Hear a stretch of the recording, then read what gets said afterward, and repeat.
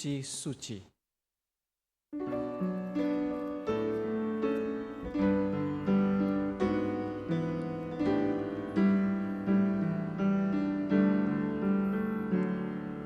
Suci, suci, suci, Allah Maha Kuasa.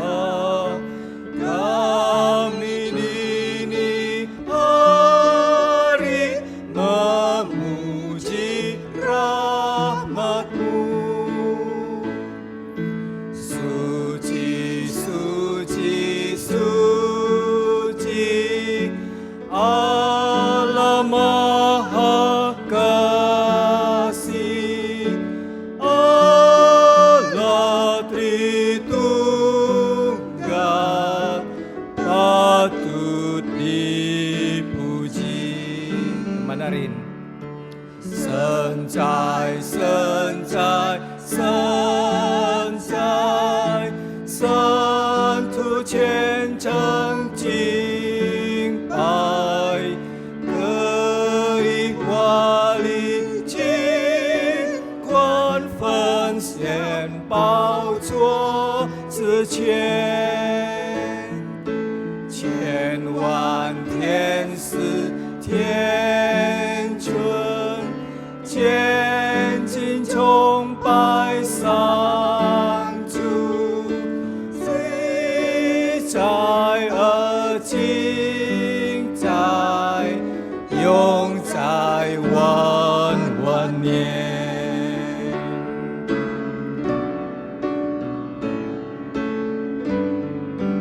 Mereka berseru siang dan malam, Kudus, Kuduslah Tuhan Allah. Suci, suci, suci, walau tersembunyi, kaum yang berdosa tak nampak wajah-Mu.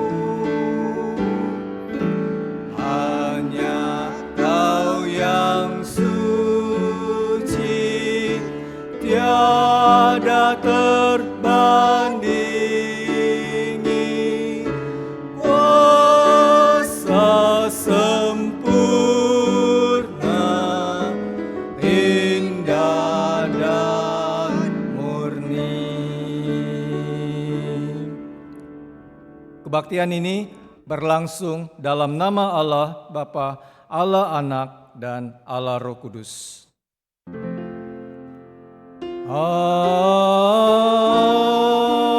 Amin, amin, amin.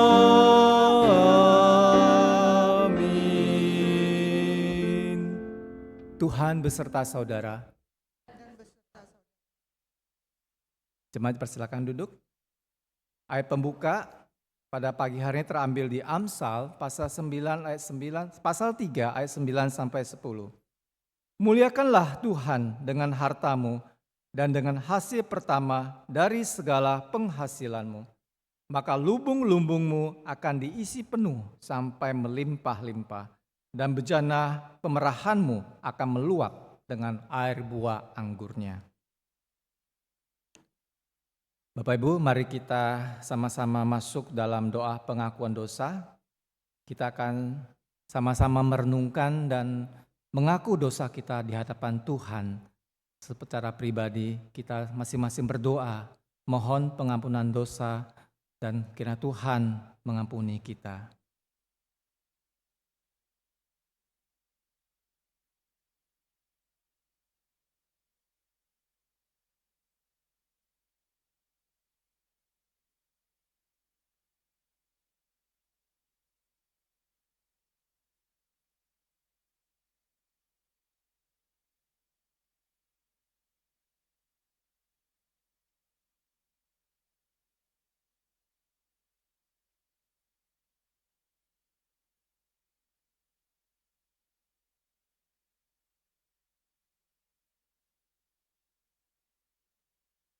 Ya Tuhan, inilah kami, manusia yang berdosa.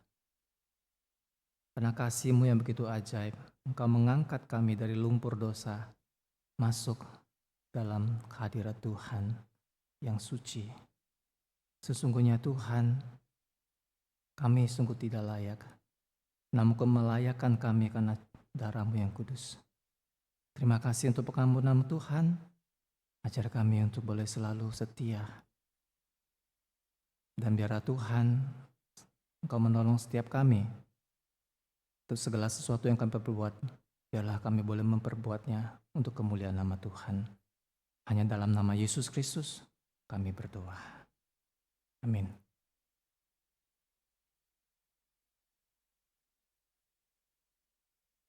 Mari kita merespon doa pengakuan dosa dengan pujian.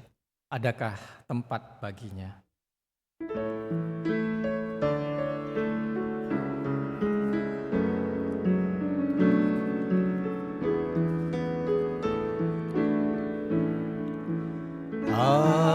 Adakah tempat baginya yang menebus dosamu?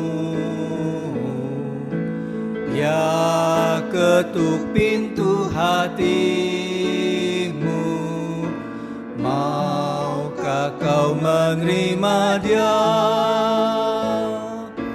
Yesus Sang Raja yang mulia, masuk dalam hatimu. Buka lebar pintu hati, mengundang Tuhan masuk. Ni xing有空主为世界，唯独地方为主，主成为你生命释迦，为何不愿接他主？荣耀仰望耶稣进来，结盟让他离门外，速开心门请他进来，岂会过期不再来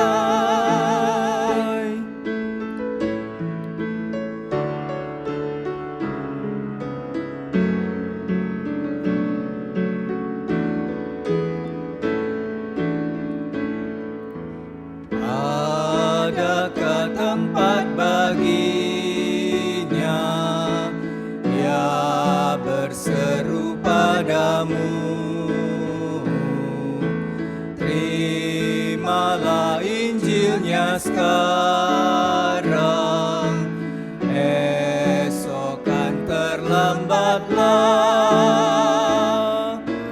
Yesus Sang Raja yang mulia, masuk dalam hatimu. Buka lebar pintu hati, mengundang Tuhan masuk. Adakah tempat baginya? Kiranya kita boleh selalu memberikan tempat bagi Tuhan Yesus yang bertata di dalam hati kita. Jemaat dipersilakan bangkit berdiri. Saya akan membacakan berita anugerah yang terambil di 2 Korintus pasal 9 ayat 8. Dan Allah sanggup melimpahkan segala kasih karunia kepada kamu, supaya kamu senantiasa bercukupan di dalam segala sesuatu, dan malah berkelebihan di dalam berbagai kebajikan. Demikianlah berita anugerah dari Tuhan. Syukur kepada Allah. Jemaat dipersilakan duduk. Sebentar lagi kita akan mendengarkan firman Tuhan. Mari kita siapkan hati kita melalui pujian, kekuatan serta penghiburan.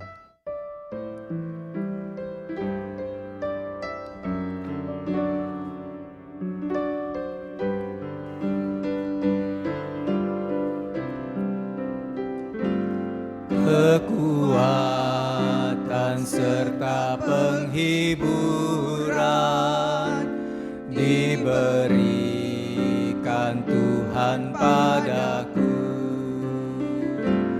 Tiap hari aku dibimbingnya, tiap jam dihibur hatiku, dan sesuai dengan hikmat Tuhan, ku diberi apa yang ku perlu. Suka dan derita bergantian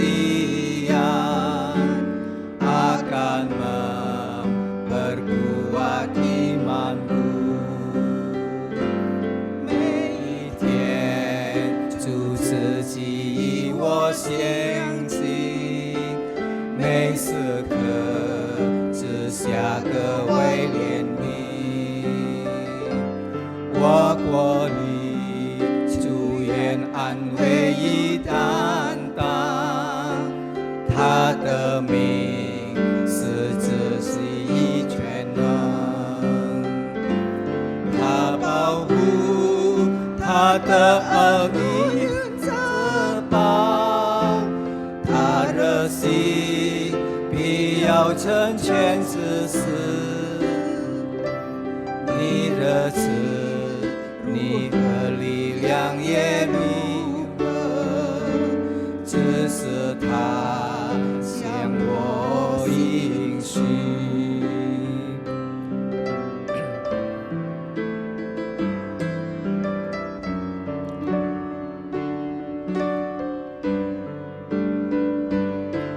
ayat kedua. Tiap hari Tuhan besertaku, diberi rahmat-Nya tiap jam, diangkat-Nya bila aku jatuh, dihalaukan musuhku kejam, yang namanya Raja Maha Kuasa, Bapa yang kekal dan abadi, beserta dalam suka dan duka, akan menguatkan hatiku. Firman Tuhan pagi ini akan dibawakan oleh Pendeta Andi Gunawan dengan tema Persepuluhan dan Pemeliharaan Tuhan. Saya persilakan.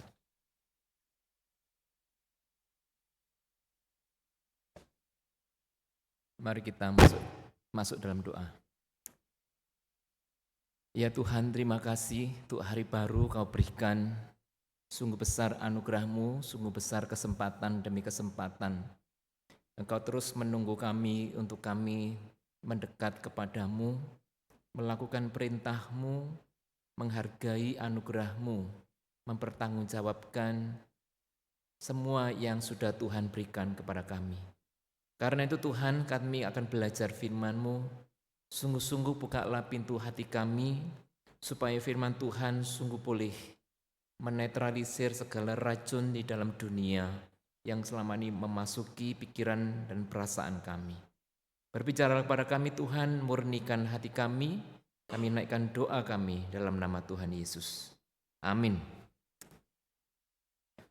Mari Bapak, kita membuka kitab kita di dalam kitab Maleakhi pasal yang ketiga ayat ke-10. Maleakhi pasal yang ketiga ayat ke-10. Ini ayat yang sudah cukup biasa kita dengarkan. Maleakhi pasal 3 ayat 10. Kita baca bersama-sama pakai TP1 ya. 2, 3. Bawalah seluruh persembahan persepuluhan itu ke dalam rumah perbendaharaan, supaya ada persediaan makanan di rumahku Dan ujilah aku, firman Tuhan semesta alam. Apakah aku tidak membukakan bagimu tingkap-tingkap langit dan mencurahkan berkat kepadamu sampai berkelimpahan? Demikianlah firman Tuhan. Yang berbahagia kita yang tidak hanya membaca tetapi yang memelihara di dalam kehidupan sehari-hari. Haleluya.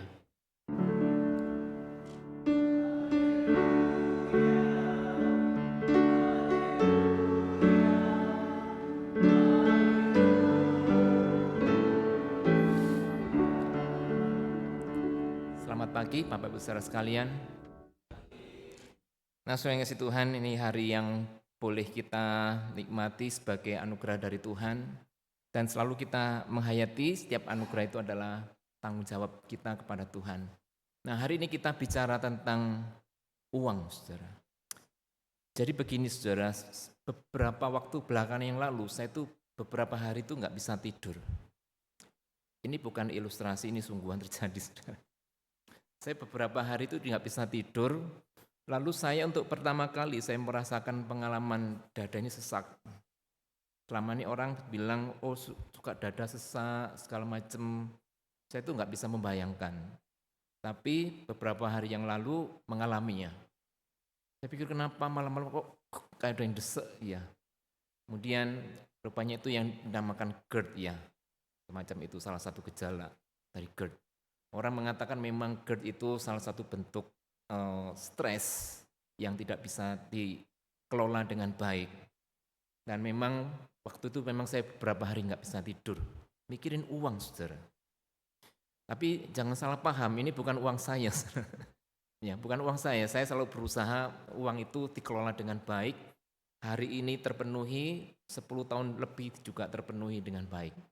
Sehingga sebisa mungkin jangan ngerepotin orang soal uang itu. Tapi masalah ini adalah menimpa seorang teman kenalan yang cukup dekat dengan saya. Dan ini sudah terjadi sekitar 4 tahun, hampir 5 tahun. Nah, saya jadi merasakan apa arti domba yang hilang itu ketika kita tuh lelah mendampingi satu orang karena masalah uang, saudara. Jadi anaknya terlibat dalam judi online atau uang luo topo, ya. Betul ya? Kalau nggak salah ya, saudara nggak ngerti nggak apa-apa. Ya, judi online sudah terjadi selama 4 tahun dan sudah banyak sekali harta yang dihabiskan. Bukan lagi ratusan juta, sudah miliaran. Yang terakhir malahan kasusnya itu bisa dalam waktu 6 bulan 1 miliar itu habis. Kalau semua sudah harta sudah dijual, saudara tahu apa yang tersisa belum dijual? Apa, saudara? Tubuhnya. Bisa organ tubuhnya, mau ginjal lah, mau apalah begitu. Nah, saudaraku, ini membawa banyak pikiran di dalam hati orang tuanya dan juga akhirnya saya juga terikut. Nah, saudaraku, saya nggak cerita detail, tapi kira-kira seperti itu. Memang saya pikir ada baiknya gereja kita atau entah dalam pembinaan atau dalam khotbah kita lebih banyak membicarakan uang, saudara. Karena uang ini emang setiap hari itu kita berurusan, ya mau uang digital, uang fisik, setiap hari kita pasti bertransaksi. Kita akan melakukan transaksi dengan uang. Namun kadang-kadang kita sebagai gereja kurang memberikan insight tentang bagaimana sih attitude kita terhadap uang. Padahal uang itu kembali setiap hari kita pegang dan kita kita berinteraksi dengannya. Nah, saudaraku yang kasih Tuhan, akhirnya ya singkat kata saya menyadari itu ada sesuatu yang salah, saya kurang memberi jarak dengan isu itu, dengan hidup orang lain. Saya mulai belajar mengelola diri, tarik nafas, berapa jam mendisiplin pikiran dan akhirnya hilang. Benar tuh ya saudara, kadang-kadang sakit fisik kita itu karena kita nggak menjaga jarak dengan persoalan. Kita biarkan terus masuk pikiran kita. Akhirnya nggak bisa tidur, GERD lah, lambung lah, stres ya. Itu sebenarnya bisa tergantung kita. Nah, saudara kasih Tuhan, kita bicara tentang uang. Jika sebenarnya ya saudaraku, jika uang, coba minta ini macet. Jika uang itu disikapi dengan benar, maka itu adalah bentuk konkret dari pemeliharaan atau providensia Allah bagi manusia dan alam ciptaannya. Saya kira uang itu bukan sesuatu yang jahat, tapi bukan juga sesuatu yang baik. Dia adalah seperti media atau alat yang netral, tergantung bagaimana kita menggunakannya. Sama seperti pisau bisa dipakai untuk melukai orang, bisa juga untuk memotong sayur. Demikian juga uang, saudaraku, kita bisa pakai sesuatu yang baik, tetapi bisa juga sesuatu yang buruk. Nah, jika disikapi dengan benar, maka kekayaan menjadi satu bentuk Allah itu memelihara umatnya. Nah, kita nggak membahas terlalu luas, tapi kita membahas secara khusus yaitu tentang sepersepuluhan. Sepersepuluhan itu juga cara sebenarnya Allah memelihara kita dan orang lain dan alam ciptaan Tuhan dengan kasih-Nya.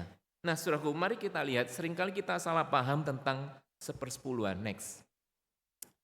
Nah, saudaraku, next lagi, langsung aja dikeluarkan lagi, satu lagi. Nah, saudaraku, sebenarnya di dalam Perjanjian Lama, persepuluhan atau sepersepuluhan sebenarnya yang lebih tepat, itu ada 3. Ada persepuluhan pertama, sepersepuluhan kedua, dan sepersepuluhan ketiga.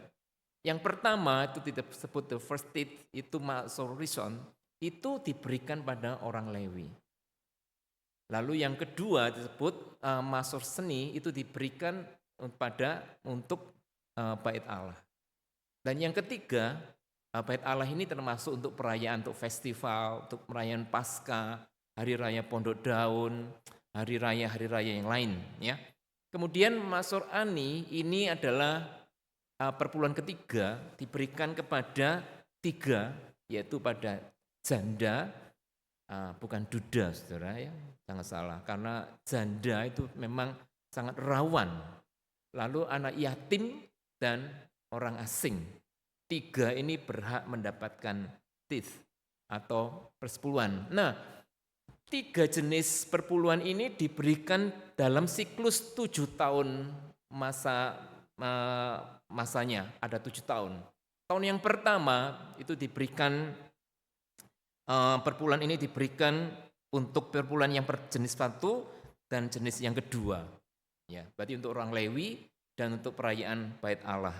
Yang kedua, tahun kedua itu adalah perpuluhan pertama dan perpuluhan kedua juga sama. Lalu tahun ketiga itu perpuluhan 1, perpuluhan 2, dan perpuluhan 3. Jadi 3-3-nya diberikan. Tahun yang keempat itu perpuluhan pertama dan perpuluhan yang kedua. Tahun ke-6, 5 juga sama. Tahun ke-6 itu disebut dengan juga perpuluhan yang pertama, kedua, dan ketiga. Dan baru di tahun ke-7 atau tahun Sabat itu perpuluhannya hanya untuk yang pertama, untuk orang Lewi.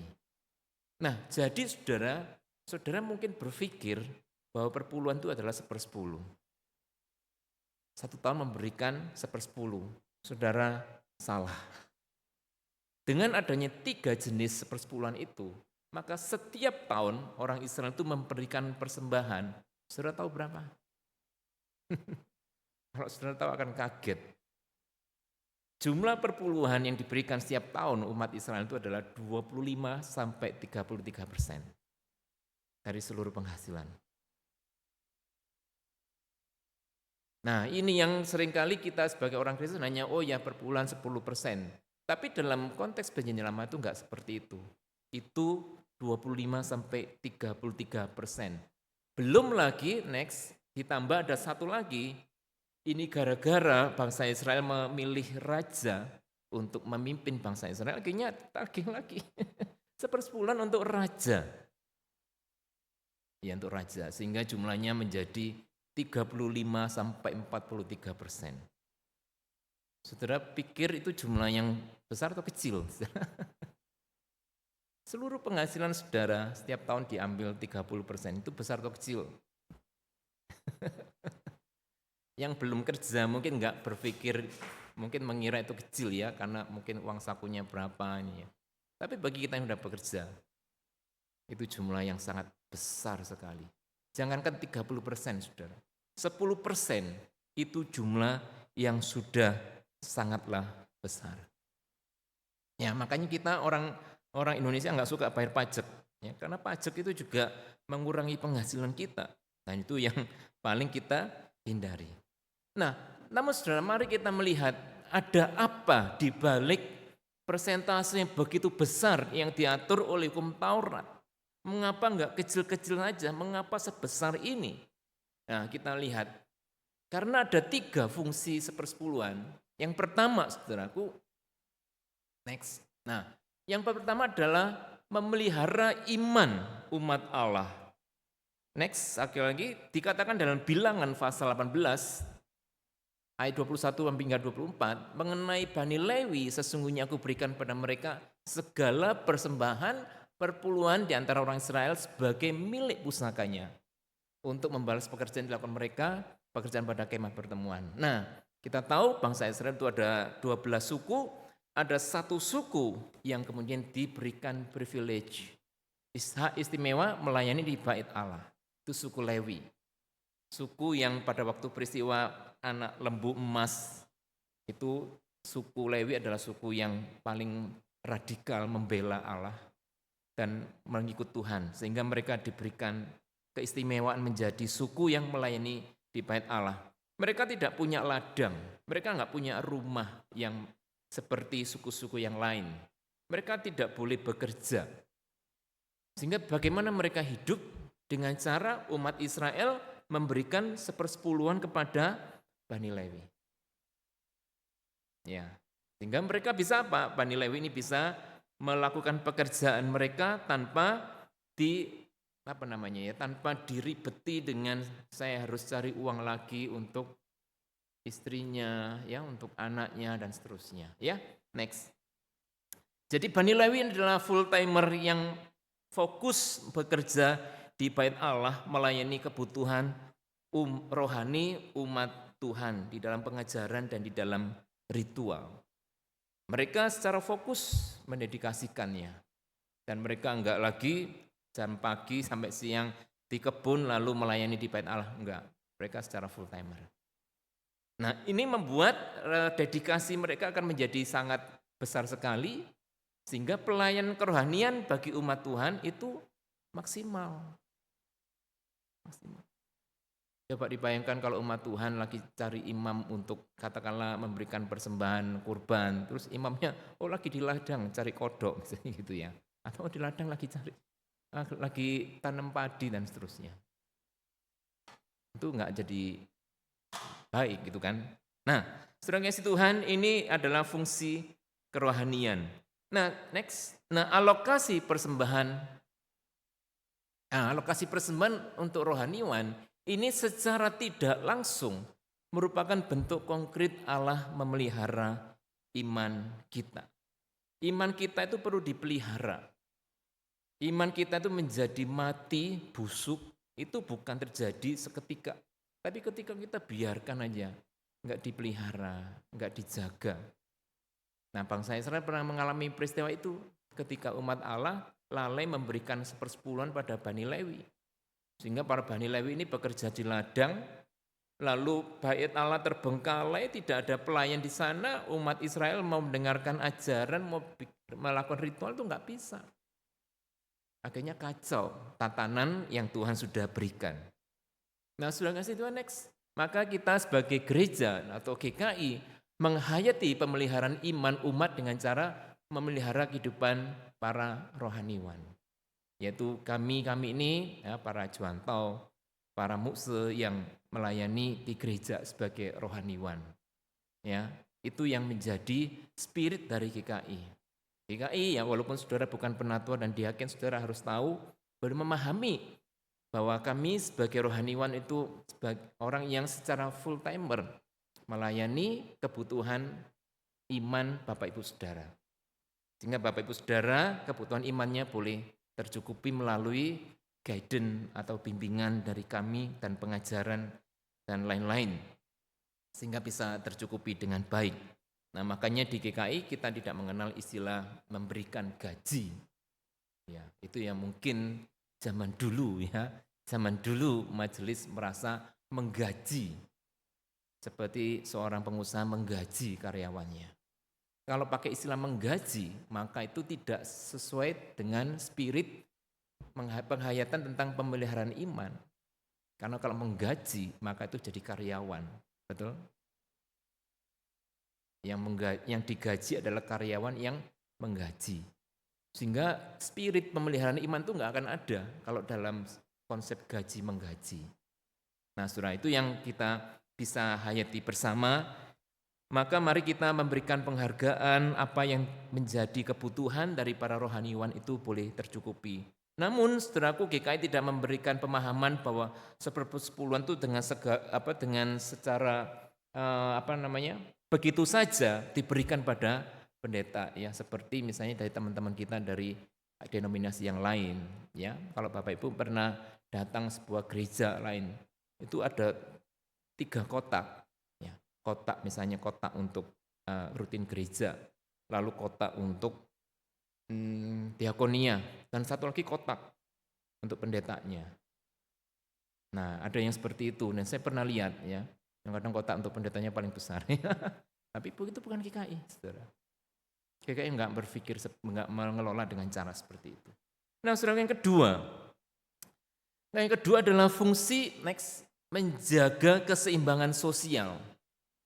Keseimbangan sosial apa yang dimaksud? Mari kita melihat di dalam Ulangan pasal 14 ayat 28-29. Pada akhir 3 tahun, engkau harus mengeluarkan segala persembahan sepersepuluhan, maka orang Lewi dan orang asing, anak yatim dan janda. Ya, janda ya, sekali lagi bukan duda. Janda yang di dalam tempatmu akan datang makan sampai kenyang, supaya Tuhan Allahmu memberkati engkau dalam segala usaha yang engkau kerjakan. Nah, jadi kita bisa melihat orang asing, anak yatim dan janda ini adalah golongan yang sangat rentan. Rentan untuk mengalami kemiskinan yang ekstrim.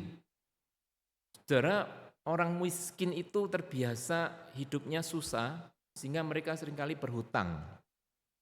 Mereka berhutang dengan cara jaminan menggadaikan. Apa yang mereka gadaikan? Jubahnya digadaikan, ya. Lalu rumahnya digadaikan. Sehingga tidak jarang ketika janda-janda miskin ini yang gak bisa membayar hutang, akhirnya rumahnya disita, tanahnya disita, bajunya, jubahnya disita. Nah, itu yang membuat mereka semakin miskin. Nah, ini yang sangat sulit sekali buat orang-orang yang miskin ini untuk bangkit dan masuk menembus menjadi misalnya kalangan yang agak menengah. Karena kemiskinan terus, hutang, bayar hutang, ya saudara kan begitu ya. Kalau orang yang sudah sangat miskin ekstrim, membayar hutang dengan cara berhutang. Tapi negara kita juga begitu, saudara. Sebenarnya membayar hutang dengan membuat surat hutang lagi. Nah, saudaraku, membayar hutang dengan hutang ini membuat mereka terjerat dalam kemiskinan.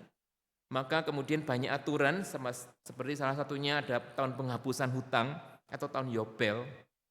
Kemudian juga kalau menggadaikan tanahnya itu suatu hari dia di tahun Yobel itu harus dikembalikan. Itu menjaga apa? Menjaga supaya yang kaya tidak terlalu kaya. Yang miskin tidak terlalu miskin. Saudara tahu ciri negara maju? Ciri negara maju adalah golongan menengah banyak. Itu ciri negara maju. Saudara tahu ciri negara miskin? Orang miskin, super miskinnya banyak sekali. Orang menengahnya sedikit. Orang super kayanya super sedikit. Itu ciri negara yang miskin. Nah, hukum perpuluhan di mana 1/10 dari tahun yang beberapa itu diberikan pada janda, yatim dan orang asing. Ini menjaga supaya mereka enggak terlalu miskin. Nah, itu terjadi keseimbangan. Ya, next, ya boleh satu. Nah, menjaga kesenjangan supaya tidak terlalu tajam. 1/10 diberikan. Orang kaya, kalau orang kaya 10%-nya itu besar, saudara. Kalau punya penghasilan setahun misalnya 1 miliar, ya 100 juta, wah itu besar. Buat orang miskin itu sangat berarti. Sehingga mereka punya kesempatan untuk bangkit. Ya, dengan utangnya mungkin bisa sangat ringan, dilunaskan bisa sedikit demi sedikit. Nah, lalu next saudara, mengumpulkan harta di surga itu identik dengan memberikan sedekah. Next. Ini yang nanti saudara bisa baca sendiri di dalam Matius. Ya, kelewat. Nah ya, mengumpulkan harta di surga itu identik dengan memberikan sedekah. Itu di dalam ajaran Tuhan Yesus ya. Jangan kumpulkan harta di dunia. Di dunia ngengat dan karat menghabiskannya dan pencuri mengambilnya. Kumpulkanlah bagimu harta di surga. Di situ ngangat dan karat tidak bisa menghabiskannya dan pencuri tidak dapat mengambilnya. Mengumpulkan harta di surga secara konkret dan realnya adalah memberikan bantuan kepada orang miskin. Ya kalau di gereja itu bisa dalam bentuk diakonia. Supaya mereka bisa tidak menjadi terlalu miskin. Bahkan next berikutnya ada dampak spiritual dan bersifat kekal dari perbuatan memberi ataupun menolak. Ekspresi dari iman kita kepada Tuhan adalah dengan cara kita mengasihi kepada mereka yang membutuhkan. Nah, saudaraku, dengan hukum Taurat yang seperti ini, maka bangsa Israel itu terjaga supaya kesenjangan enggak terlalu besar, kesenjangan pendidikan juga enggak terlalu besar, lalu kejahatan juga enggak terlalu besar. Tadi yang saya bilang kenalan itu, saya bilang, sedikit lagi kamu jadi kriminal, saya bilang ya. Sedikit lagi kamu jadi kriminal. Kalau nggak bisa jual organ, apa yang dilakukan saudara? Mencuri saudara. Apalagi yang bisa dilakukan? Nggak bisa menjual diri lagi, udah habis. Ya, tapi saya katakan, kamu mau jual ginjal, mau jual paru-paru, kamu mau jual jantung, ya, mau jual diri, jual apapun juga. Kalau selama masih kecanduan, akan terulang kembali. Ya, kirain kita bodoh, ya, bisa dibodohin sama orang kecanduan. Orang kecanduan tuh nggak bisa berpikir jernih. Apapun yang dijanjikannya itu semua omong kosong. Ya, jangan bodoh menghadapi orang-orang seperti itu. Nah, saudara yang kasih Tuhan, jadi ada dampak spiritual dan kekekalan bagi perbuatan memberi atau tidak. Yang terakhir, saudara, menjaga persekutuan umat. Ulangan pasal 14, 22, 23 mengatakan, haruslah benar-benar engkau mempersembahkan 1/10 dari hasil benih yang tumbuh di ladangmu, di ladang Tuhan Allahmu. Haruslah engkau memakan persembahan persepuluhan dan gandummu dan anggurmu, minyakmu untuk anak-anak sulung dan seterusnya ya. Nah, pada waktu Paskah, mereka datang ke bait Allah, mereka membelanjakan 10% dari kekayaan mereka, atau kalau punya domba, dihitung ya, domba yang 10% itu dibawa ke bait Allah untuk makan bersama-sama. Atau kalau tempatnya jauh, mereka menjual dulu dombanya, bawa uang, lalu di dalam peristiwa Tuhan Yesus itu kan ada meja penukar uang, lalu ada tempat jual beli kambing domba, lalu dijadikan kambing dan domba lalu disembelih. Nah, itu adalah cara mereka merayakan Paskah, merayakan Hari Raya Pondok Daun, merayakan perayaan-perayaan minggu kelima, apa itu namanya, syukur ya, syukur itu dilakukan dengan mengalokasikan 10 dari persembahannya, dari penghasilannya. Nah, ini tugasnya apa? Bentuk atau fungsinya apa? Next. Ibadah-ibadah perayaan ini untuk merekatkan persekutuan antar umat dan antar manusia. Merekatkan ya, untuk berkumpul, bikin acara, butuh uang, saudara. Kira-kira begitu. Ya, apalagi orang timur ya suka makan kan. Ini saudara lihat ini banyak dipakai untuk makan sebenarnya. Tapi sebenarnya makan itu bukan yang utama, tetapi fellowship-nya atau persekutuannya. Ya, makan bisa membuat orang berantem, ya. Tapi makan bisa membuat juga orang saling bersekutu satu sama lain. Next. Persembahan dipakai untuk membangun komunitas rohani di dalam ibadah. Kita sebagai orang Kristen tidak bisa hidup sendiri, tidak bisa menjadi Superman, tapi kita harus hidup dalam komunitas. Kita butuh gereja, kita butuh acara, dan butuh acara itu butuh berbagai macam biaya yang dipakai untuk menyelenggarakan. Maka di sini menjadi hidup. Coba kalau nggak ada uang, kita nggak bisa berkumpul, kan kita nggak bisa bikin acara. Kira-kira seperti itu. Sehingga dalam komunitas ini kita bisa bertumbuh.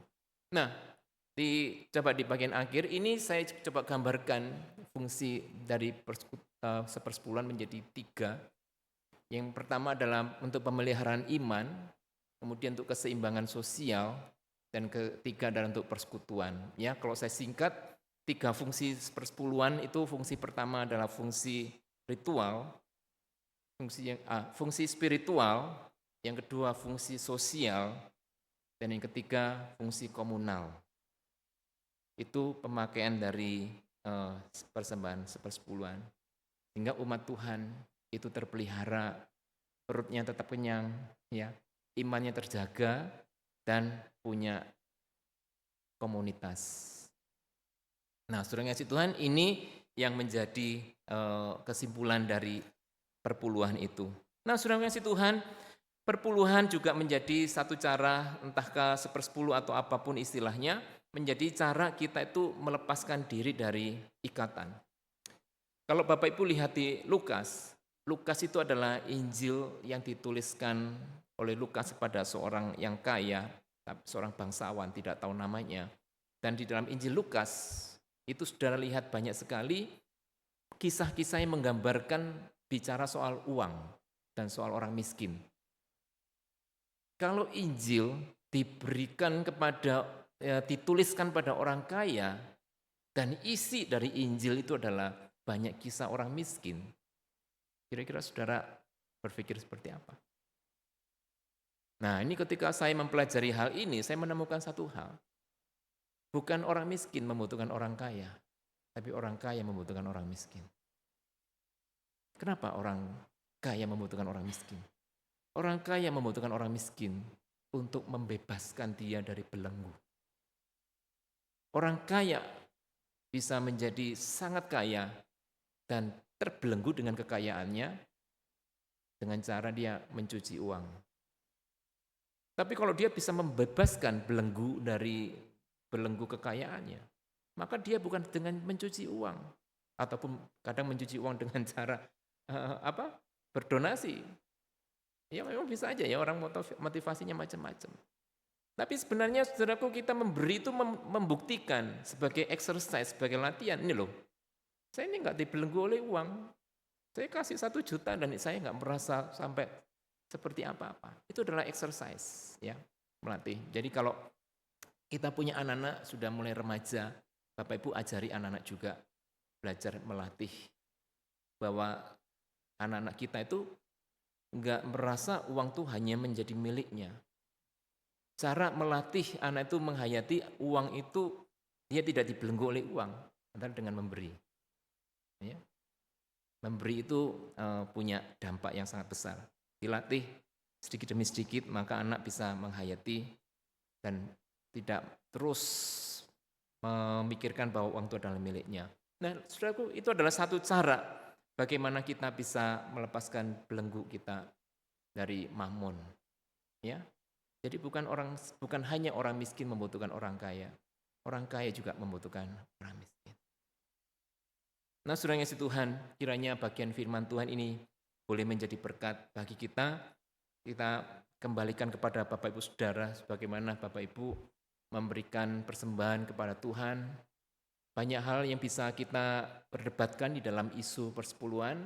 Apakah perpuluhannya untuk gereja, bolehkah perpuluhan langsung pada orang yang bersangkutan, ataukah bolehkah saya memberikan perpuluhan di gereja yang lain. Itu isu-isu yang sebenarnya bisa kita diskusikan, ya, bukan dikhotbahkan. Tapi saudara sudah lihat 3 prinsip utama. Seharusnya perpuluhan itu diberikan ke siapa saja, yang 3 tadi. Nah, itu adalah prinsip yang harus kita pegang, maka dimanapun kita berada, kita bisa melakukannya. Dan percayalah ketika kita sudah melepaskan diri dari belenggu uang, kita bebas dari belenggu materialisme, maka Tuhan akan mencukupkan kita. Ya, Tuhan akan mencukupkan kita. Banyak kesaksian orang itu ya, orangnya semakin tekun mencari uang, saudara, semakin nggak mendapatkannya. Ya, tetapi mereka yang tekun mencari nilai hidup, waktu uang akan datang dengan sendirinya. Ya, tanpa berorientasi pada uang, tapi berorientasi pada nilai, maka kita akan tidak punya kekurangan apapun. Tuhan akan memelihara seperti Tuhan memelihara burung di udara, Tuhan seperti menghiasi bunga di bakung, itu juga Tuhan akan memelihara kita. Asal kita, dalam Matius pasal 6:33 mengatakan, carilah dahulu kerajaan Allah dan kebenarannya, maka semuanya akan ditambahkan padamu. Ya, tinggal kita percaya apa enggak, itu menjadi pilihan kita. Mari kita masuk dalam saat ini, Tuhan memberkati kita.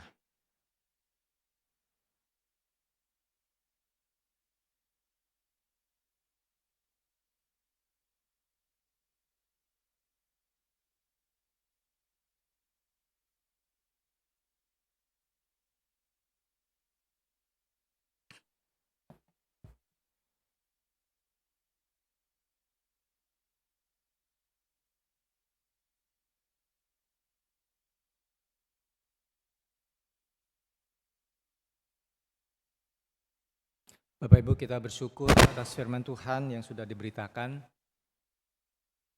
Kiranya boleh mengingatkan kita bagaimana kita harus memberi dan mempersembahkan apa yang kita miliki kepada Tuhan.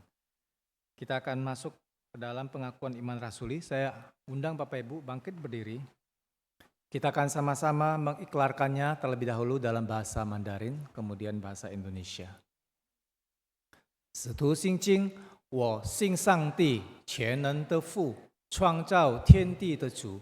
我信我主耶稣基督，上帝的独生子，因圣灵感应，由同真理玛利亚所生，在本丢比拉多手下受难，被钉于十字架，受死埋葬，将在阴间，第三天从世人中复活升天，坐在全能父上帝的右边。将来必从那里降临，审判活人死人。我信圣灵，我信圣而公之教会，我信圣徒相通，我信罪的赦免，我信身体复活，我信永生。阿min. Aku percaya kepada Allah, Bapa yang Maha Kuasa, Khalik langit dan bumi, dan kepada Yesus Kristus, Anaknya yang tunggal, Tuhan kita, yang dikandung daripada Roh Kudus, lahir dari anak darah Maria, yang menderita sengsara di bawah pemerintahan Pontius Pilatus, disalibkan, mati dan dikuburkan, turun ke dalam kerajaan maut, pada hari yang ketiga bangkit pula dari antara orang mati, naik ke surga, duduk sebelah kanan Allah, Bapa yang Maha Kuasa, dan dari sana Ia akan datang untuk menghakimi orang yang hidup dan yang mati. Aku percaya kepada Roh Kudus, Gereja Kudusan Am, persekutuan orang kudus, pengampunan dosa, kebangkitan orang mati, dan hidup yang kekal. Amin. Jemaat dipersilakan duduk. Kita akan masuk dalam doa syafaat yang akan dipimpin oleh Pendeta Andi. Silakan. Mari kita masuk dalam doa. Tuhan, sungguh sempurna hukum-hukum-Mu, sungguh indah Taurat-Mu yang Engkau nyatakan melalui hukum sepersepuluhan bagi umat-Mu Israel. Sehingga tatanan ini boleh menjaga, memelihara iman umat-Mu. Sehingga tatanan ini boleh menjaga keseimbangan sosial. Dan tatanan ini pun boleh menjaga komunitas yang beribadah kepada Tuhan.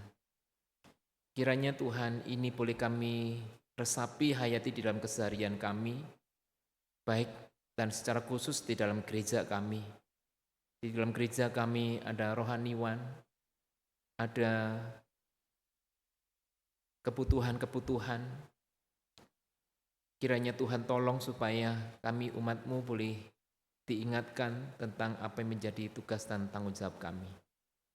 Juga kalau di sekitar kami, tetangga kami, teman kami juga membutuhkan uluran tangan kasih kami, kiranya kami pun tidak mengeraskan hati kami. Berapapun yang kami berikan kepada-Mu Tuhan, dan kepada sesama kami, latihlah kami untuk boleh terbebas dari belenggu mamon, merasa segala sesuatu adalah milik sendiri, dipegang begitu kuat dan erat, dan begitu pelit di dalam memberikan kepada sesama dan kepada Tuhan. Karena berakar pada pemahaman bahwa segala sesuatu adalah jerih lelah sendiri. Tumbuhkan iman kerohanian kami Tuhan, bahwa jikalau bukan Engkau yang membangun rumah, maka sia-sialah kami membangunnya.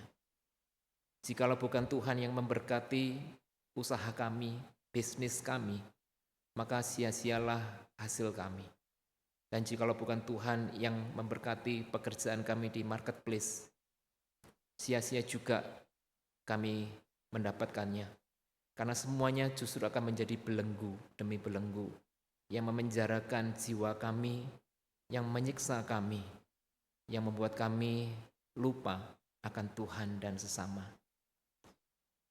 Tuhan, kami serahkan jemaat-Mu dan gereja-Mu GKI Terang Hidup juga memiliki banyak kebutuhan, khususnya untuk pastori, pembangunan yang kami rencanakan, kiranya ini boleh menjadi satu hal yang kami pikirkan dan boleh terlaksana, sehingga bisa kami memiliki pemimpin-pemimpin rohani, rohaniwan-rohaniwan yang terpelihara dengan baik, dan kebutuhan rohani kami sebagai umat-Mu pun boleh terpelihara dengan baik. Kami serahkan Tuhan untuk saudara-saudara kami, secara khusus untuk Juanto Tabita yang hari ini mulai bantuan pelayanan di GKI Terang Hidup. Kiranya Tuhan menyertai pelayanannya, sehingga melalui banpel ini bisa menjadi berkat dan bisa memperoleh berkat. Demikian juga untuk Juanto Marvin yang sudah menyelesaikan tahap penyesuaian dan saat ini boleh kembali melayani di Terang Hidup. Kami serahkan padamu Tuhan, supaya Tuhan terus membentuk dan mempersiapkan. Demikian juga proses berikutnya yang harus dihadapi, dijalani oleh Juanto Marvin. Kami serahkan dalam tangan Tuhan, yang meskipun tidak selalu bersama-sama dengan kami, tapi Tuhan akan mempersiapkan, menumbuhkan, sehingga dia boleh menjadi rohaniwan, pemimpin rohani yang baik, dimanapun dia akan berkarya. Kami serahkan Tuhan untuk kami setiap jemaat Tuhan. Mungkin ada di antara kami yang terbelenggu dengan berbagai macam materialisme. Mungkin sudah ada yang mencoba-coba melakukan judi online. Mungkin ada yang sudah terbelenggu dengan hutang-hutang yang sulit untuk diselesaikan. Mohon kasih karunia-Mu Tuhan, untuk kami boleh melihat dengan jernih, tidak dikuasai oleh kepanikan, tapi belajar untuk melihat bagaimana Tuhan berkarya, bagaimana Tuhan menolong. Berikan kami kerendahan hati yang cukup untuk kami mengakui kesalahan kami, tidak keras kepala, tidak tinggi hati, tapi belajar untuk menundukkan diri dalam kehendak Tuhan dan firman Tuhan. Kami serahkan juga negara kami Tuhan, supaya negara kami lebih serius dalam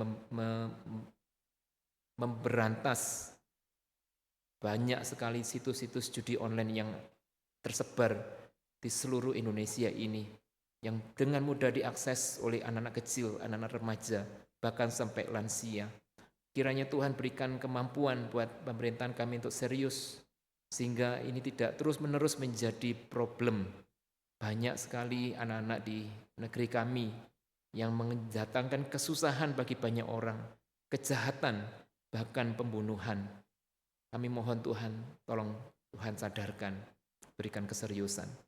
Kami serahkan ini Tuhan, hidup kami dalam tangan-Mu Tuhan. Kami punya pergumulan masing-masing yang tidak bisa kami sampaikan saat ini.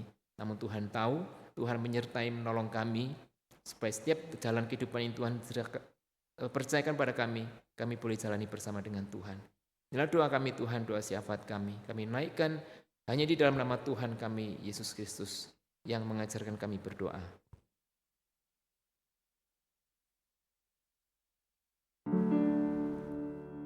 Bapa kami yang ada di surga, dikuduskanlah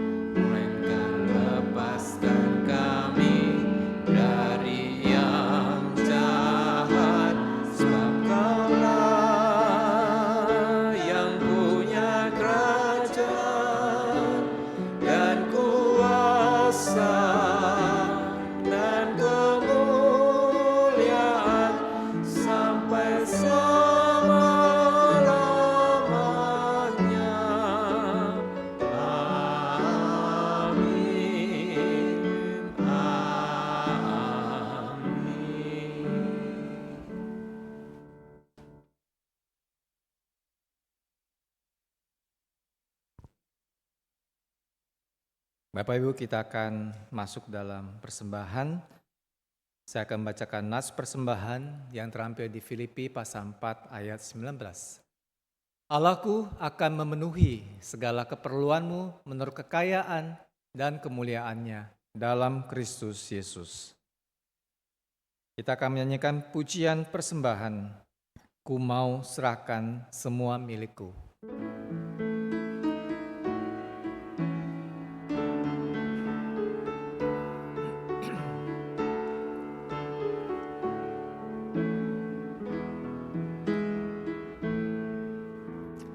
Ku mau serahkan semua milikku, sungguh ku rela kepadamu. Kasih-Mu besarlah, ku serahkan diriku, jiwa dan hatiku, ku serahkan. 完全的奉献，光阴生命，完全的奉献，救主引领，好主照我自身，我愿与主同行，从今直到永远，顺服不停。Jemaat dipersilakan bangkit berdiri.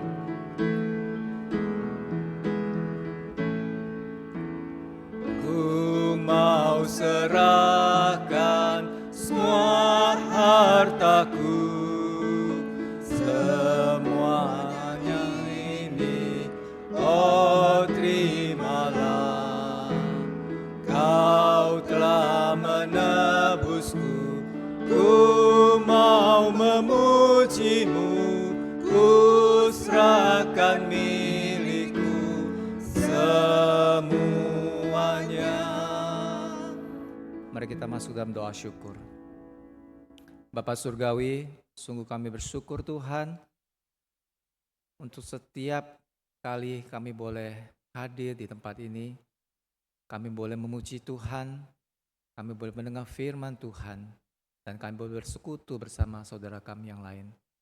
Tuhan, terima kasih untuk kesempatan ini, dan sekali lagi kami bersyukur Tuhan, kami masih diberi kesempatan untuk memberikan persembahan yang kami tahu semuanya semata-mata berasal daripada Tuhan sendiri. Tuhan boleh mengajar kami ya Tuhan, untuk boleh memberikan persembahan yang sebetulnya semua adalah dari milik-Mu sendiri. Bukan hanya secara materi ya Tuhan, namun segala hal yang kami miliki, baik kemampuan kami, waktu kami, tenaga kami, pikiran kami, seluruh kehidupan kami Tuhan, semuanya adalah milik Tuhan. Oleh karena itu Tuhan, ajar kami Tuhan, untuk memberikan apa yang memang Engkau butuhkan, yang memang Engkau mau supaya kami memberi untuk kebutuhan dari sesama kami, untuk kebutuhan dari persekutuan kami, untuk kebutuhan dari rohaniawan yang ada di tempat ini. Terima kasih Tuhan, terpujilah nama-Mu. Hanya dalam nama Tuhan Yesus Kristus kami berdoa. Amin. Jemaat dipersilakan duduk.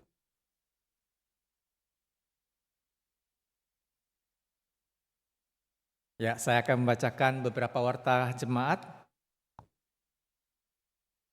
Yang pertama, kami mengucapkan terima kasih kepada Pendeta Andi Gunawan dan seluruh anggota jemaat yang telah melayani Tuhan. Tuhan Yesus memberkati.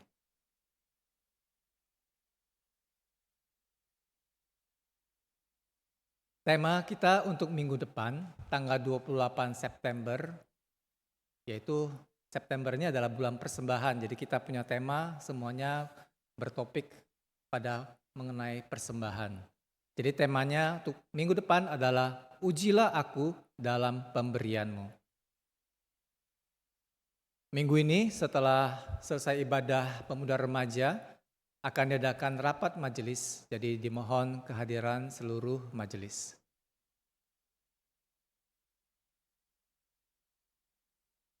Dengan ini kami sampaikan bahwa mulai tanggal 21 September yaitu hari ini sampai bulan Desember GKI Terang Hidup akan dilayani oleh hamba Tuhan melalui bantuan pelayanan, yaitu pertama Evangelis Marvin Yonatan, yang kedua Evangelis Tabitha Valencia. Mari kita sambut dan dukung mereka dalam doa dan kebersamaan dalam pelayanan demi kemuliaan nama Tuhan. Evangelis Marvin kan sudah kenal ya Bapak Ibu ya, jadi nggak usah diperkenalkan lagi. Nah, Evangelis Tabitha ini kan kita belum kenal, jadi saya mohon beliau untuk maju ke depan untuk memperkenalkan diri.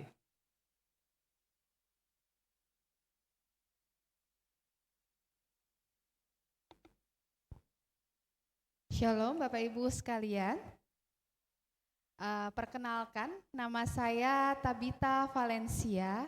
Saya asal jemaat dari GKI Jambi dan saat ini lagi proses kependetaan, sehingga dalam waktu dari September ini sampai Desember adalah masa-masa menunggu untuk tempat penempatan, sehingga saya ada bantuan pelayanan di GKI Terang Hidup.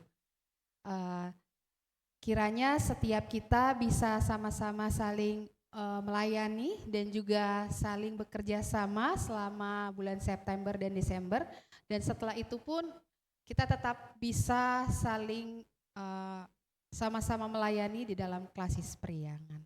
Demikian, terima kasih. Shalom Bapak Ibu Saudara sekalian. Ya, terima kasih. Mari kita tepuk tangan. Ya, kami bersyukur dan berterima kasih untuk kesediaan dari Chuantau Tabitha untuk melayani kita di Terang Hidup. Baik, selanjutnya kita akan ada persekutuan Komisi Wanita setiap minggu pada hari Kamis, dan Kamis depan adalah tanggal 25 September jam 11 siang. Ya, jadi mohon kehadiran ibu-ibu yang boleh untuk datang beribadah dan bersekutu di Komisi Wanita. Nah, ada juga persekutuan doa pagi. Jadi kita setiap Sabtu jam 7 pagi kita adakan doa persekutuan pagi ya. Jadi untuk Sabtu ini yaitu tanggal 27 September jam 7 pagi. Minggu depan untuk tanggal 28 September di KU1 jam 8 pagi ya akan dilayani oleh Chuantau Tabitha, kemudian majelis pendamping diaken Effendi, liturgosnya diaken Dorcas, kemudian singer Ibu Hyo Aichen dan Ibu Nancy, pemusiknya Ibu Jennifer, asa kolektan Ibu Eli dan Saudari Keisha. Ini mungkin agak sedikit koreksi ya. Kemudian multimedia Evangelis Esther, kamerawan Saudari Aldi, dan sound system Saudari Aldison. Ya, jadi mohon untuk kesiapan dari Bapak Ibu semua yang bertugas minggu depan. Nah, minggu ini kita ada saudara-saudari kita yang berulang tahun, yaitu Saudari Cynthia tanggal 16 September, Saudari Camelia tanggal 17 September, kemudian Saudari Sherlyn tanggal 17 September, dan Bapak Filemon tanggal 8 September. Ya, kami mengucapkan selamat ulang tahun, Tuhan Yesus memberkati. Ya, kebetulan yang disebut namanya tidak hadir di dalam ibadah kita, karena mereka kebanyakan adalah ibadah yang kedua ya. Baik, selanjutnya. Nah, ini adalah berita dari informasi persembahan minggu sebelumnya bersama kolektor, kemudian juga ada persembahan pastori, yuran, dan juga syukur. Nah, saya akan melaporkan laporan keuangan untuk bulan lalu, yaitu bulan Agustus 2025. Ini bisa dipakai? Nggak bisa ya? Oh, bisa?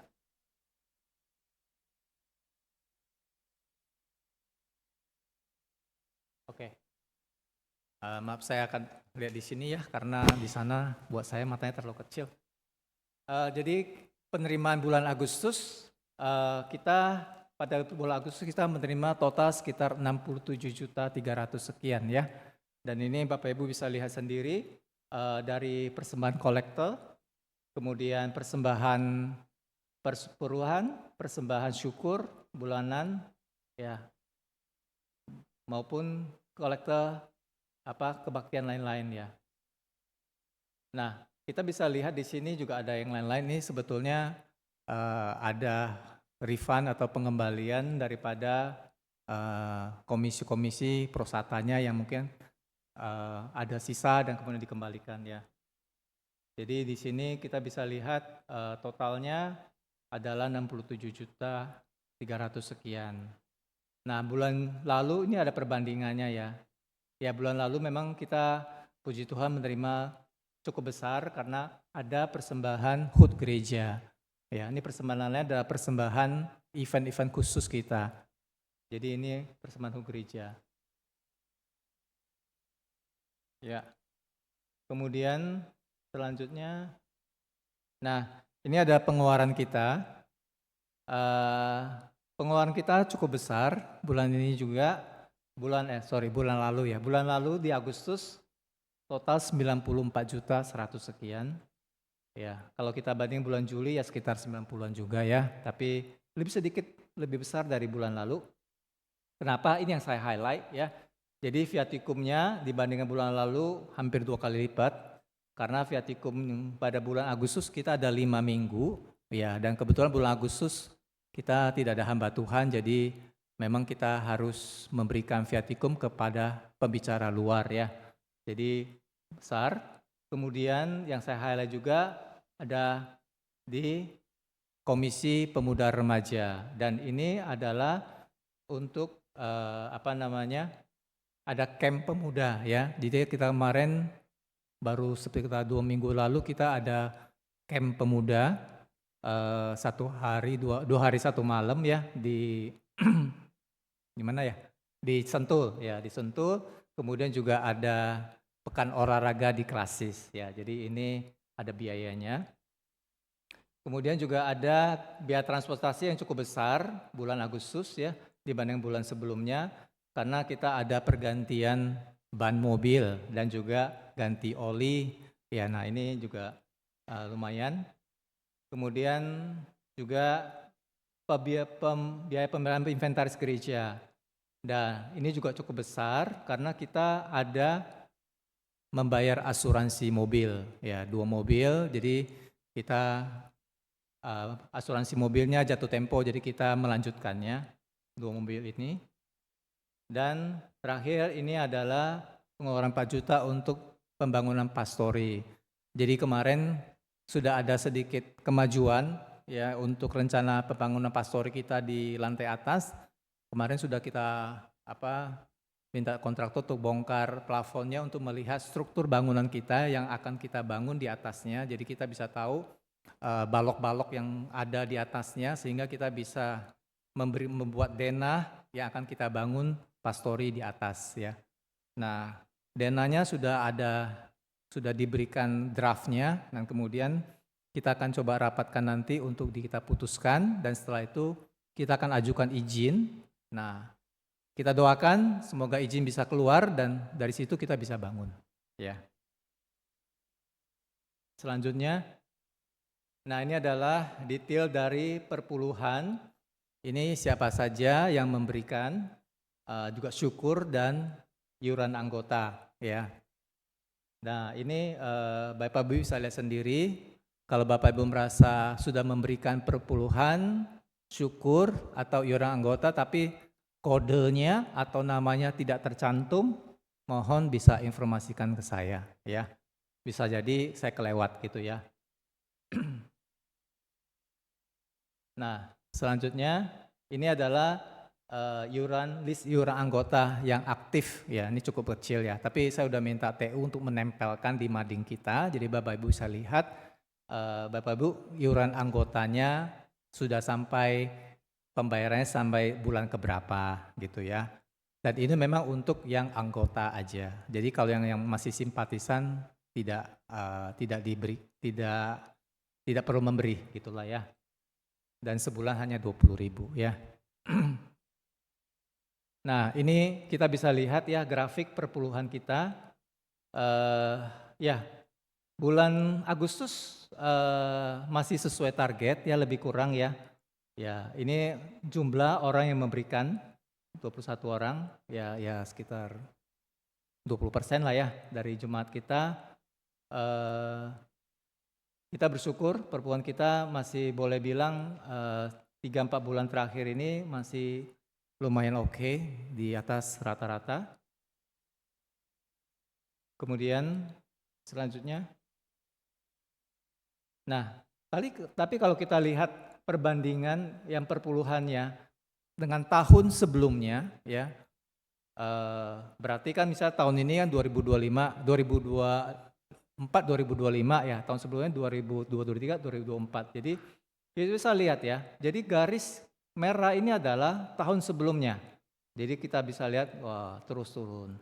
Tapi garis yang biru ini tahun yang sekarang berjalan. Ya, kita bersyukur ya, tahun ini kita ada sedikit kenaikan untuk perpuluhannya. Makanya kenapa tahun sebelumnya ini kita minus terus ya, boleh dibilang setiap keuangan bulanan kita tuh minus. Sehingga saldo kita tuh terakhir habis ya depositonya ya, karena dimakan minus terus setiap bulan. Tapi bersyukur kita mulai naik lagi beberapa bulan terakhir ini. Nah, kita bisa lihat kembali mengenai penerimaan dan pengeluarannya ya, untuk total tahun berjalan per bulan ya. Jadi ini kalau kita lihat grafiknya aja, gampangnya, untuk grafik yang orange ini adalah pengeluaran, grafis biru ini adalah penerimaan kita ya. Jadi ya banyak crossnya ya, ada yang naik, ada yang turun, naik lagi, turun lagi gitu. Tapi kita doakan ya, jadi garis biru boleh selalu di atas dari garis merah ya, sehingga keuangan kita juga bisa sehat ya. Tapi kebetulan bulan lalu kita minus ya, karena pengeluaran kita juga lumayan besar, penerimaan kita juga ya boleh dibilang walaupun persepuluhannya sesuai dengan target, tapi beberapa persembahan menurun gitu. Next, nah ini adalah summary atau ringkasan daripada keuangan kita ya. Jadi ini boleh dibilang saldo awal, ini mutasinya ya, kemudian ini saldo akhir. Nah, mutasinya kita bulan Agustus kita minus 26.700.000 ya untuk kas gereja. Nah, untuk pastori kita berkurang 4 juta. Bulan lalu tidak ada penerimaan pastori, tidak ada persembahan, tapi kita ada pengeluaran untuk membongkar pasang plafon untuk melihat struktur bangunan kita ya, itu 4 juta. Kemudian akhir saldo kita untuk kas gereja adalah 234 juta. Pastori kita ada 718 juta. Ya, kita doakan kalau kita kalau rencana sebelumnya adalah memberi rumah pastori, itu kita masih setengahnya ya. Karena kemarin tahun lalu ya, itu kita kemarin sempat survei rumah yang dekat Rukut situ, itu aja paling murah 1,5 M ya. Jadi kalau cuma 700 juta ya kita nggak tahu, tapi kita sekarang melihat ada peluang untuk membangun di atas gereja kita di plafon atas. Jadi mudah-mudahan ini bisa lebih murah sehingga dana kita bisa tercukupi. Selanjutnya, nah ini Bapak Ibu kalau memberikan persembahan melalui QR atau QRIS yang ada di yang ada di belakang kursi ini, Bapak Ibu bisa mencantumkan kode di nilainya. Misalnya Bapak Ibu ingin membesarkan perpuluhan 1 juta, ya masukkan kode di belakangnya 7, ya itu adalah kode persembahan untuk persepuluhan. Kalau untuk kolektor, misalnya untuk kolektor KU1, untuk yang kolektor untuk ibadah sekarang ini masukin 1 aja ya. Jadi itu dari bendahara akan bisa tahu, oh ini persembahan untuk siapa. Karena kalau kita pakai QRIS ini kan tidak bisa memberikan nota ya, nota atau remarks atau tuh notes ya yang ada di, biasa kalau kita transfer bisa kita berikan, tapi kalau yang QRIS ini tidak ada. Jadi bisa pakai kode dengan nilai 1, 2, 3 sampai 9 gitu ya. Dan ini sudah kita minta tempelkan juga di mading, jadi Bapak Ibu juga bisa lihat ataupun bisa difoto sehingga bisa tidak lupa. Oke, ya selanjutnya ini adalah sekedar informasi macam-macam persembahan. Kenapa kita harus memberikan kolekte, kenapa kita memberikan perpuluhan, syukur, iman atau sorry ya sekarang kemudian iuran anggota. Ya, begitu Ibu, Bapak Ibu mengenai laporan keuangan. Sekian.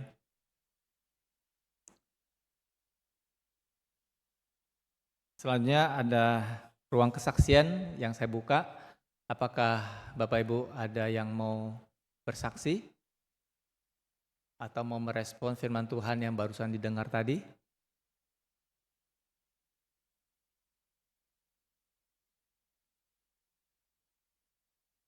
Tante, Evi mau bersaksi?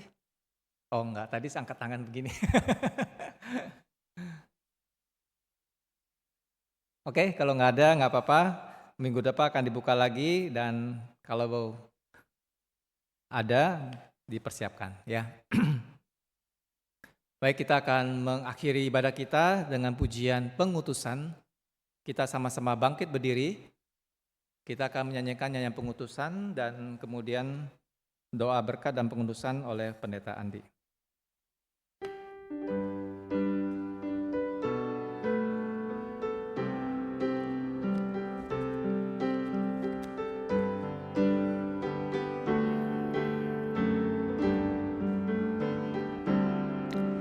Oh Bapakku, hatiku bersyukur. Bapa sorga, hatiku bersyukur. Ku cinta, ku hormat, ku sujud padamu. Bapa sorga, hatiku bersyukur. 神是耶稣，我愿尊你为大。神是耶稣，我愿尊你为大。我爱你，敬拜你，我气息敬拜你。神是耶稣，我愿尊你为大。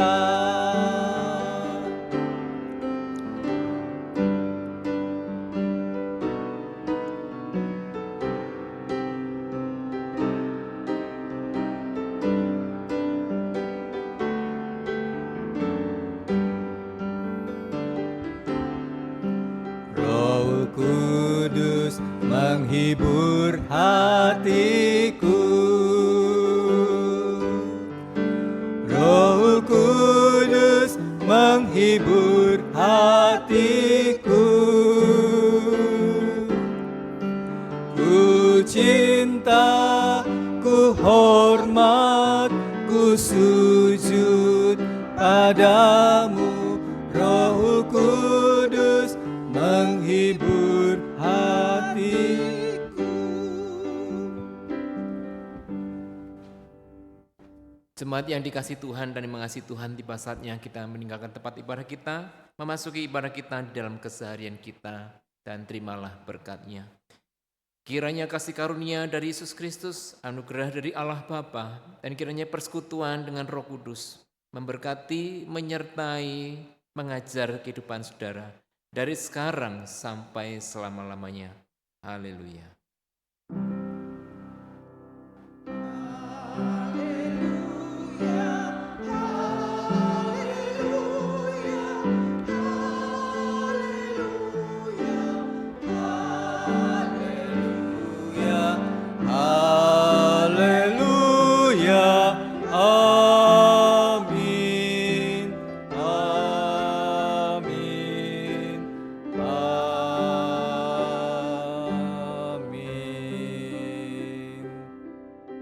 Silakan duduk. Saat teduh, ibadah selesai, Tuhan Yesus memberkati.